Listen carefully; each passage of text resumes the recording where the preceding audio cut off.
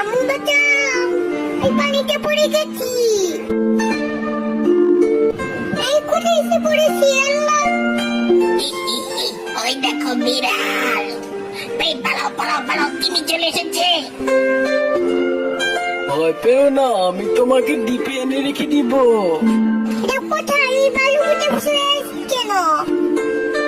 আমি তুমি কোথায় খুঁজে পাচ্ছি না, একদম বেজে গেছি।